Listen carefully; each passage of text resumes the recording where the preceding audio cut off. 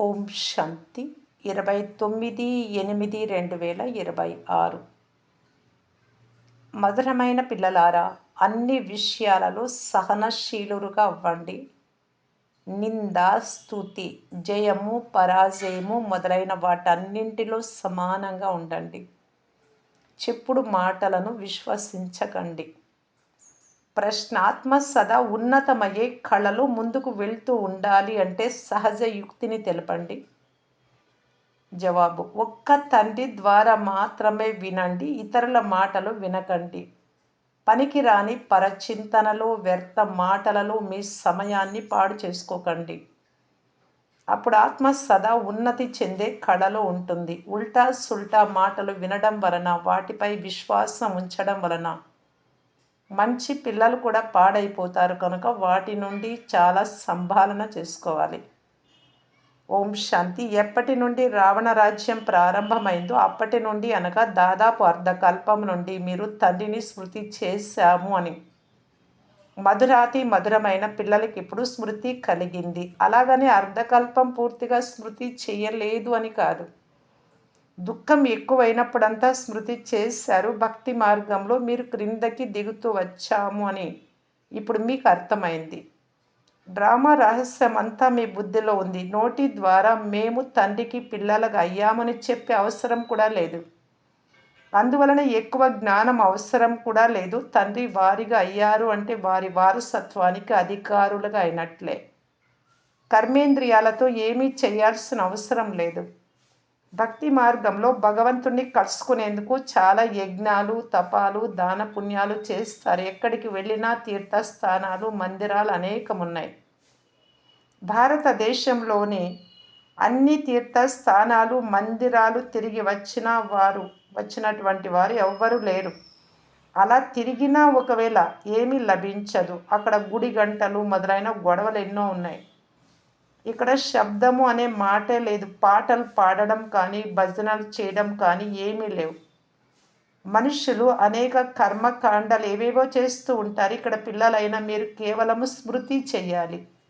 ఇంకేమీ చేయాల్సిన అవసరం లేదు. ఇంటిలో ఉంటూ అన్ని పనులు చేసుకుంటూ కేవలము తండ్రిని స్మృతి చేయండి. ఇప్పుడు మనం దేవతలుగా అవుతామని మీకు తెలుసు. దైవీ గుణాలు ఇక్కడే ధారణ చేయాలి.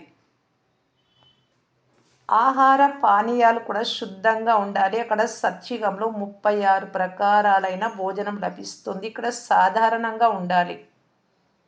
చాలా ఉన్నతంగా లేక చాలా నీచంగా ఉండరాదు. అన్ని విషయాలలో సహనశక్తి కలిగి ఉండాలి. నిందించిన, స్తుతి చేసిన, జయము, పరాజయము, శీతోష్ణ, సుఖదుఖాలు మొదలైనవన్నీ సహించాల్సి వస్తుంది. సమయమే అటువంటిది. నీరు కూడా లభించదు. ఏ పదార్థాలు కూడా లభించవు. సూర్యుడు కూడా తన తాపం చూపిస్తాడు. ప్రతి వస్తువు తమో ప్రధానమైపోతుంది. సృష్టి అంతా తమో ప్రధానంగా ఉంది. తత్వాలు కూడా తమో ప్రధానమైపోయినందున దుఃఖమునిస్తున్నాయి. కనుక నిందాస్థుతిలోకి వెళ్ళరాదు. చాలామంది వెంటనే కోప్పడతారు. ఎవరైనా ఉల్టా సుల్టా మాటలు వినిపించినా వెంటనే కోప్పడతారు. ఈ రోజులలో కల్పించే విషయాలు చాలా ఉన్నాయి.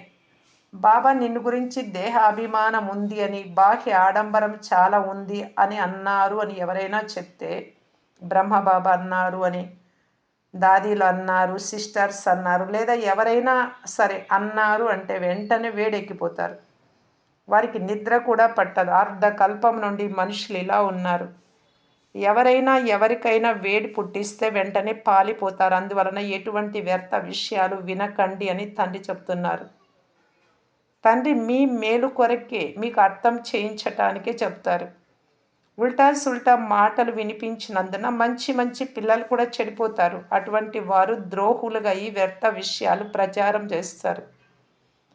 భక్తి మార్గంలో కూడా రకరకాల కథలు తయారు చేస్తారు. ఇప్పుడు మీ జ్ఞానం లభించినందున ఎప్పుడు అయ్యో రామా లేక ఓ భగవంతుడా అని అనరు. ఇవన్నీ భక్తి మార్గంలోని ఆక్రందనలు. మీ నోటి నుండి ఎప్పుడు ఇటువంటి మాటలు వెలువడరాదు. మధురమైన ప్రియమైన పిల్లలు ఆత్మ అభిమానులుగా అవ్వండి అని మాత్రమే తండ్రి చెప్తారు. ఎంతో ప్రీతిగా అర్థం చేయిస్తున్నారు. ఎవ్వరి మాటలు వినకండి. వ్యర్థ చింతన, పరచింతన చేయకండి. మీరందరూ ఆత్మలము అనే విషయాన్ని పక్కా చేసుకోండి. ఆత్మ అవినాశి, శరీరం వినాశి. ఆత్మయే సంస్కారాలను ధారణ చేస్తుంది. ఇప్పుడు పిల్లలైన మీరు ఆత్మ అభిమానులుగా కావాలి. ద్వాపర యుగం నుండి మీరు రావణ రాజ్యంలో దేహ అభిమానులుగా ఉన్నారు. అందువలన ఇప్పుడు ఆత్మ అభిమానులుగా అవ్వడం కష్టం అనిపిస్తుంది. ప్రతి క్షణము మాకిప్పుడు అనంతమైన తండ్రి లభించారు అని బుద్ధిలోకి వస్తూ ఉండాలి. తండ్రి కల్పం వచ్చి వారసత్వమును ఇస్తారు. ఇప్పుడు వారి మతమును అనుసరించాలి. అంటే తండ్రి చెప్పినట్టు నడుచుకోవాలి. మీరే తల్లి తండ్రి అని వారిని మహిమ చేస్తారు. వారు సర్వ సంబంధాల సుఖమునిచ్చువారు. వారిలో అన్ని విధాలైన మధురత ఉంది. మిగిలిన మిత్రులు, బంధువులు మొదలైన వారందరూ దుఃఖమిచ్చేవారే. ఒక్క తండ్రి మాత్రమే అందరికీ సుఖంనిచ్చువారు. వారు చూపే దారి కూడా చాలా సహజమైనది. స్వయాన్నాత్మగా భావించి తండ్రినైనా నన్ను స్మృతి చెయ్యండి. ఇది క్రొత్త విషయం కాదు అని తండ్రి తెలుపుతూ ఉన్నారు. ప్రతి 5,000 సంవత్సరాల తర్వాత ఈ తండ్రి వద్దకు వస్తాము అని మీకు తెలుసు. ఈ తండ్రి సాధువు కానీ సత్పురుషుడు కానీ కాదు. మీరు సాధువులు సత్పురుషుల వద్ద ఉండరు. ప్రవృత్తి మార్గం వారితో సంబంధాలు నిభాయించాలి అని తండ్రి చెప్తున్నారు. లేకుంటే ఇంకా గొడవలు చాలా జరుగుతాయి. యుక్తిగా నడుచుకోవాలి. ఇప్పుడు వినాశన సమయం దగ్గరగా ఉంది అని, ఈ అసురీ ప్రపంచం సమాప్తం అవుతుంది అని అందరికీ ప్రీతిగా అర్థం చేయించాలి. ఇప్పుడు దేవతలుగా తయారు కావాలి కనుక ఇక్కడనే దైవీ గుణాలు ధారణ చేయాలి. ఈ విషయాలన్నీ ప్రీతిగా అర్థం చేయించాలి. దేవతలు ఉల్లిపాయలు, వెల్లుల్లిపాయలు మొదలైనవి తినరు కనుక మనుషుల నుండి దేవతలుగా తయారయ్యే మీరు వాటిని ఎలా తినగలరు? కనుక వీటిని వదిలేయమని మీకు సలహా ఇస్తూ ఉన్నారు. ఇటువంటి వస్తువులు మీరు తినరు. ఇప్పుడు మీకు దైవీ గుణాలు నేర్పించే తండ్రి లభించారు కనుక సర్వగుణ సంపన్నులుగా ఇక్కడే తయారు కావాలి. ఇక్కడ తయారైతే భవిష్య నూతన ప్రపంచంలోకి వస్తారు. రాత్రి తర్వాత పగలు వచ్చినట్లు ఇది కూడా అలాగే జరుగుతుంది. ఈ రాత్రి అంతిమ సమయంలోనే దైవీ గుణాలు ధారణ చేయాలి. మళ్ళీ ఉదయం వచ్చేస్తుంది స్వర్గం. ఇప్పుడు ప్రతి ఒక్కరూ ఎవరిని వారే పరీక్షించుకోవాలి. తండ్రికి అన్నీ తెలుసు కదా అని అనుకోరాదు. మీరు స్వయాన్ని పరిశీలించుకోవాలి కదా. టీచర్కి అన్ని విషయాలు తెలుసు కదా అని విద్యార్థులు ఎప్పుడూ అనరు. పరీక్షలు వ్రాసే రోజులు సమీపానికి వచ్చు కొలది ఎంతవరకు పాస్ అవుతామో, ఏ సబ్జెక్టులో బలహీనంగా ఉన్నాము అని స్వయం విద్యార్థులు కూడా అర్థం చేసుకోగలరు. మార్కులు తక్కువైతే అన్నీ కలుపుకొని పాస్ అవుతాము అని భావిస్తారు. ఇందులో కూడా స్వయం చెక్ చేసుకుంటూ ఉండాలి. 4 సబ్జెక్టులు ఉన్నాయి: జ్ఞానము, యోగము, ధారణ, సేవ. మాలో ఏ లోపముంది? నేను చాలా మధురంగా తయారయ్యానా? అందరికీ ఆత్మలందరి తండ్రి పరంపిత పరమాత్మ అని ప్రీతిగా అర్థం చేయించాలి. ఇది మనుషుల విషయం కాదు. మేము నిరాకారుణ్ణి భగవంతుడని అంటాము. రచయిత అయిన భగవంతుడు ఒక్కరే. మిగిలిన వారందరూ వారి రచన ద్వారా ఎవ్వరికీ వారసత్వం లభించదు. అటువంటి నియమం లేదు. ఇప్పుడు సర్వుల సద్గతి దాత రచయిత అయిన తండ్రి ఒక్కరే. ఇందులో సాధువులు సత్పురుషులు అందరూ వచ్చేస్తారు. అందరూ ఆత్మలే కదా. మనుషులలో మంచివారు చెడ్డవారు ఉండనే ఉంటారు. ఉన్నతమైన వారు నీచమైన వారు ఉంటారు. సన్యాసులలో కూడా నెంబర్ వారుగా ఉన్నారు. కొంతమంది ఇంటింటికి వెళ్ళి భిక్ష వేడుకుంటారు. కొంతమంది దగ్గరకు అందరూ వెళ్ళి పాద పూజ చేస్తారు. పిల్లలైనా మీరు కూడా ఉన్నతంగా చాలా మధురంగా తయారు కండి. ఎప్పుడూ కోపంగా మాట్లాడకండి. వీలైనంత వరకు ప్రేమతో పనులు చేయించండి. పిల్లలు చాలా విసిగిస్తున్నారు మా ఇంటిలో పిల్లలు అని అంటారు. ఈ రోజులలో పిల్లలు అందరూ అలాగే ఉన్నారు. వారికి ప్రీతిగా అర్థం చేయించండి. కృష్ణుడు అల్లరి చేస్తూ ఉంటే త్రాడ్తో కట్టేసినట్లు చూపిస్తారు. వీలైనంత వరకు ప్రీతిగా తెలిపించండి. వీలు కాకుంటే పిల్లలను తేలికగా శిక్షించండి. పాపం పిల్లలు అమాయకులు కదా. సమయం కూడా అలాగే ఉంది. బాహ్య ప్రపంచంలో సాంగత్య దోషం చాలా చెడ్డదిగా ఉంది. ఇప్పుడు అనంతమైన తండ్రి చెప్తున్నారు, మీరు విగ్రహాలు మొదలైనవి ఉంచుకునే అవసరం లేదు. ఎలాంటి శ్రమ చేయాల్సిన అవసరం కూడా లేదు. శివుడి చిత్రం కూడా ఎందుకు ఉంచుకోవాలి? వారు మీ తండ్రి కదా. ఇంట్లోనే ఉన్న పిల్లలు తండ్రి చిత్రాన్ని ఎందుకు ఉంచుకుంటారు? తండ్రి ప్రత్యక్షంగా ఉంటారు కదా, నేను ఇప్పుడు మీ ఎదురుగా ప్రత్యక్షంగా ఉన్నాను అని తండ్రి చెప్తున్నారు. అటువంటప్పుడు చిత్రాల అవసరం కూడా లేదు. నేను పిల్లల సన్ముఖంలో కూర్చొని అర్థం చేయిస్తూ ఉన్నాను, బాప్దాదాను చూడాలి అని అంటారు. అయితే తండ్రి నిరాకారులు, వారిని స్థూల కళ్ళతో చూడలేరు, బుద్ధి ద్వారా అర్థం చేసుకోగలరు. తండ్రి చెప్తున్నారు, నేను ఇతడిలో ప్రవేశించి మీ ఎదురుగా కూర్చొని జ్ఞానం ఇస్తూ ఉన్నాను. లేకుంటే ఎలా వస్తాను? కృష్ణుడి శరీరంలో ఎలా వస్తాను? సన్యాసుల శరీరంలో కూడా రాను. ఎవరైతే మొదటి నంబర్లో ఉండినారో వారి శరీరంలోనే వస్తాను. ఇప్పుడు ఇదే ఆత్మ లాస్ట్ నెంబర్లో ఉంది. ఇప్పుడు మీరు కూడా బాగా చదువుకొని మళ్ళీ మొదటి నెంబర్లోకి వెళ్ళాలి. చదివించేవారు ఒక్కరే, వారినే జ్ఞాన సాగరులని అంటారు. మీకు జ్ఞానం చాలా మంచి రీతిగా లభిస్తుంది. మన ఇల్లు శాంతిధామము అనే, మన రాజధాని సుఖధామం అని మీకు తెలుసు. దుఃఖధామము రావణుడి సామ్రాజ్యం. ఇప్పుడు తండ్రి చెప్తున్నారు, మధురాతి మధురమైన పిల్లలారా, మీ ఇల్లైన శాంతిధామాన్ని మరియు సుఖధామాన్ని స్మృతి చేయండి. దుఃఖధామంలో ఉన్న బంధనాలను మర్చిపోతూ వెళ్ళండి. ఈ విధంగా ఇతరులు ఎవ్వరూ చెప్పలేరు. వారు అచ్చటికి వెళ్ళలేరు కూడా. డ్రామా మధ్యలో తిరిగి ఇంటికి ఎవరూ వెళ్ళలేరు.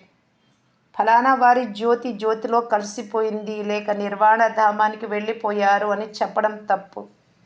ఒక్కరు కూడా వెళ్ళలేరు. అందరి తండ్రి లేక అందరి యజమాని ఒకే ఒక పరంపిత పరమాత్మయే. వారే ప్రేయస్సులందరి ప్రియతముడు. శరీరంతో ఉన్న ప్రేయసి ప్రియులు ఒకరినొకరు గుర్తు చేసుకుంటూనే వారి బుద్ధిలోకి చిత్రం వచ్చేస్తుంది. ఒకరినొకరు స్మృతి చేసుకుంటూ ఉంటారు. అన్నం తింటున్నా గుర్తు చేసుకుంటూ ఉంటారు. వారు ఒక్క జన్మలోనే ప్రేయసి ప్రియులు. మీరు ఆ ఒక్క ప్రియుడికి జన్మ జన్మాంతరాల ప్రేయస్సులు. మీరు ఆ ఒక్క తండ్రినే స్మృతి చేయాలి, ఇంకేమి చేయాల్సిన అవసరం లేదు. ఆ ప్రేయసి ప్రియుల ఎదుటకు వారి చిత్రాలు వచ్చేస్తాయి. ఆ చిత్రాలను చూస్తూ చూస్తూ వారు చేసే పని కూడా నిలిపేస్తారు. తర్వాత వారి ముఖం మాయమవుతూనే మళ్ళీ పని చేయడం ప్రారంభిస్తారు. ఇందులో అలాంటిది ఏమీ లేదు. ఆత్మ కూడా బిందువే, పరమాత్మ కూడా బిందువే. స్వయాన్నాత్మగా భావించి తండ్రిని స్మృతి చేయడంలోనే శ్రమ ఉంది. ఎవ్వరూ ఇటువంటి అభ్యాసం చేయరు. ఆత్మ జ్ఞానం లభించింది అనగా ఆత్మను తెలుసుకున్నారు. ఇక మిగిలింది పరమాత్మ. పరమాత్మను గురించి కూడా మీకు చక్కగా తెలుసు. బాబా వచ్చి బ్రుకుటి మధ్యలో కూర్చుంటారు. బ్రహ్మ బాబా బ్రుకుటి మధ్యలో. ఇతడి స్థానం కూడా బ్రుకుటిలోనే ఉంది. ఆత్మ వెళ్ళేటప్పుడు ఎక్కడి నుండి వెళ్తుందో తెలుసుకోలేరు, కానీ ఆత్మ నివసించు ముఖ్య స్థానం బ్రుకుటి. తండ్రి చెప్తున్నారు, నేను కూడా బిందువునే, ఇతడిలో వచ్చి మీ ముందు కూర్చున్నాను. అయితే నేను ఎలా వస్తానో మీకు తెలియదు. తండ్రి కూర్చొని పిల్లలైనా మీకు వినిపిస్తారు. మీకు బాబా ఏదైతే వినిపిస్తారో అది బ్రహ్మ కూడా వింటారు. ఈ జ్ఞానం చాలా ఖచ్చితమైనది, సత్యమైనది. దేవతా ధర్మానికి చెందిన వారు రాజధాని స్థాపన అవుతూ ఉంది అని వెంటనే అర్థం చేసుకుంటారు. మొదట స్థాపన, తర్వాత వినాశనం కూడా జరుగుతుంది. ఇతర ధర్మస్థాపకులు ఎవ్వరూ ఇలా చేయలేరు. వారు కేవలము తమ ధర్మాన్ని మాత్రం స్థాపన చేస్తారు. తర్వాత ఆ ధర్మం వృద్ధి చెందుతుంది. ఇక్కడ ఎవరు ఎంత పురుషార్థం చేస్తారో వారు భవిష్యత్తులో అంత ఉన్నత పదవి పొందుతారు. మీరు భవిష్య 21 జన్మలకు ప్రాలబ్ధం తయారు చేసుకుంటారు కనుక ఎంత పురుషార్థం చేయాలి? చాలా సులభం. యోగం కూడా చాలా సులభమే. యోగం ద్వారా మీ వికర్మలు వినాశనం అవుతాయి. తండ్రి చెప్తున్నారు, కల్పకల్పము నేనే వచ్చి పిల్లలైన మిమ్ములను పావనంగా తయారు చేస్తాను అని మీకు గ్యారంటీ ఇస్తున్నా. అక్కడ ఒక్క పతిత మనిషి కూడా ఉండడు. జ్ఞానం కూడా చాలా సులభం. 84 జన్మల చక్రంలో ఎలా తిరుగుతారో కూడా మీ బుద్ధిలో ఉంది. మనం 84 జన్మల చక్రాన్ని పూర్తి చేశాము అనే నిశ్చయం ఉంచుకోవాలి. నిశ్చయంలోనే విజయం ఉంది. 84 జన్మలు తీసుకుంటాము లేక తక్కువ తీసుకుంటాము ఎవరికి తెలుసు అని అనుకోరాదు. మీరు బ్రాహ్మణులైనందున 84 జన్మల చక్రం పూర్తిగా అనుభవించాము అని మీకు నిశ్చయం ఉండాలి. ఇది చాలా సులభమైన జ్ఞానం. ఈ చిత్రాలన్నీ దివ్య దృష్టి ద్వారా తండ్రి తయారు చేయించారు అని పిల్లలైన మీకు తెలుపబడింది. చిత్రాలను కరెక్షన్ కూడా చేయించారు. ప్రారంభంలో బెనారస్లో బాబా ఏకాంతంలో ఉన్నప్పుడు బ్రహ్మబాబా ఇటువంటి చక్రాన్ని గోడలపై గీచేవారు. అయితే అది ఏమిటో వారికి అర్థమయ్యేది కాదు. అది గీచినప్పుడు చాలా సంతోషం కలిగేది. సాక్షాత్కారం జరిగినప్పుడు గాలిలో తేలిపోయినట్లు సంతోషించేవారు. ఏం జరుగుతూ ఉందో ఆలోచన చేసిన అర్థమయ్యేదే కాదు. ఏ చిత్రాలు మొదట తయారయ్యాయో అవి మార్పు చేసి క్రొత్తవి తయారు చేస్తూ వచ్చారు. ఇప్పుడు కల్పకృతం వలె క్రొత్త క్రొత్త చిత్రాలు తయారవుతూ ఉంటాయి. మెట్ల చిత్రం ఎంత బాగుందో చూడండి. ఈ చిత్రం చూపించి ఇతరులకు అర్థం చేయించడం చాలా సులభం. ఆలస్యంగా వచ్చేవారికి ఇంకా సులభంగా జ్ఞానం లభిస్తుంది. ఇప్పుడు క్రొత్తగా వచ్చేవారు 7 రోజుల్లో జ్ఞానం అంతా అర్థం చేసుకుంటారు. పాత వారి కంటే ఇంకా ముందుకు వెళ్తున్నారు. కొంతమంది ప్రారంభంలో వచ్చి ఉంటే బాగుండేది అని అంటారు. అరే, దీనిని గురించి కూడా చింతించకండి. ముందే వచ్చి పారిపోయి ఉంటే ఏమయ్యేది? ఆలస్యంగా వచ్చి వారికి సింహాసనం సులభంగా లభిస్తుంది. ప్రారంభంలో ఉన్నవారు ఇప్పుడు జ్ఞానంలో లేనే లేరు. పారిపోయి సమాప్తం అయిపోయారు. ఎవరు పాస్ అవుతారో ఫలితం చివరిలో తెలుస్తుంది. క్రొత్త వారు వచ్చి వెంటనే సేవలో లగ్నం అయిపోతారు. పాత వారు అంతగా లగ్నం కారు. క్రొత్త కన్యలు సేవ ద్వారా తండ్రి హృదయ సింహాసనాన్ని అధిరోహించి ఉంటారు. పాత వారిలో చాలామంది సమాప్తం అయిపోయారు. అందువలన తండ్రి అంటారు, సర్వోత్తమ బ్రాహ్మణ కులభూషణులు అని ఎవరిని అన్నారో వారిలో కూడా కొంతమంది ఆశ్చర్యం కలుగునట్లు వింటారు, ఆశ్చర్యం కలుగునట్లు పారిపోతారు అని ఏదైతే గాయనం చేయబడిందో అది ఇప్పుడు ప్రాక్టికల్గా జరుగుతోంది. మంచిది. మధురాతి మధురమైన అపురూపమైన పిల్లలకు మాతాపిత బాప్దాదాల ప్రియ స్మృతులు మరియు గుడ్ మార్నింగ్. ఆత్మిక పిల్లలకు ఆత్మిక తండ్రి నమస్తే. ధారణ కొరకు ముఖ్య సారము. ఫస్ట్ పాయింట్, నేను చాలా చాలా మధురంగా తయారయ్యానా? నాలో ఏ ఏ లోపాలున్నాయి? అన్ని దైవీ గుణాలు ధారణ అయ్యాయా అని మిమ్మల్ని మీరు చెక్ చేసుకోవాలి. మీ నడవడికలను దేవతల వలె తయారు చేసుకోవాలి. అసురి ఆహార పానీయాలను త్యాగం చేయాలి. సెకండ్ పాయింట్, ఎలాంటి వ్యర్థమైన మాటలను వినరాదు, మాట్లాడరాదు. సహనశీలుగా అవ్వాలి. వరదానము, మీ స్మృతి, వృత్తి మరియు దృష్టిని అలౌకికంగా చేసుకునే సర్వ ఆకర్షణల నుండి ముక్తభవ. ఎటువంటి సంకల్పము అటువంటి సృష్టి అని అంటారు. ఎవరైతే నూతన సృష్టి రచించేందుకు నిమిత్తమైన విశేషాత్మలు ఉన్నారో వారి ఒక్కొక్క సంకల్పము శ్రేష్టంగా అనగా అలౌకికంగా ఉండాలి, దేహానికి సంబంధించినవి కాకుండా. ఎప్పుడైతే స్మృతి, వృత్తి మరియు దృష్టి అన్నీ అలౌకికంగా అయిపోతాయో అప్పుడు ఈ లోకంలో ఏ వ్యక్తి లేక ఏ వస్తువు కూడా తన వైపు ఆకర్షించలేదు. ఒకవేళ ఆకర్షిస్తూ ఉంటే తప్పకుండా అలౌకికతలో లోపం ఉన్నట్లు. అలౌకికాత్మలు సర్వాకర్షణల నుండి ముక్తులుగా ఉంటారు. స్లోగన్, మనస్సులో పరమాత్మ ప్రేమ లేక శక్తులు ఇమిడి ఉంటే, నిండి ఉంటే మనస్సులో ఇంకా ఏ చిక్కు రాదు. ఏదో ఒకటి ఉంటుంది, వ్యర్థము సమర్థము. మరి బాబా స్మృతి ఉంది అంటే బాబా పైన అపారమైన ప్రేమ ఉండాలి. అప్పుడు బాబా శక్తులన్నీ మనలో నిండుతూ ఉంటాయి. ఇంకా ఏ మనస్సులో ఏ ఆలోచన ఉండదు. అవ్యక్త సూచన, అపవిత్రత యొక్క బీజమును కూడా సమాప్తం చేసి సంపూర్ణ పవిత్రంగా కావటానికి బాప్దాదా తెలియజేస్తున్నారు. సంపూర్ణ సత్యత కూడా పవిత్రత యొక్క ఆధారంపై ఉంటుంది. పవిత్రత లేకుంటే సదా సత్యత ఉండదు. కేవలం కామ వికారం మాత్రమే అపవిత్రత కాదు, దాని స్నేహితులు కూడా ఉన్నారు. దృష్టి, వృత్తి, కర్మ, వ్యవహారంలో ఇలాగా. కనుక మహాన్ పవిత్రత అనగా అపవిత్రత యొక్క నామరూపాలు కూడా ఉండరాదు. ఓం శాంతి.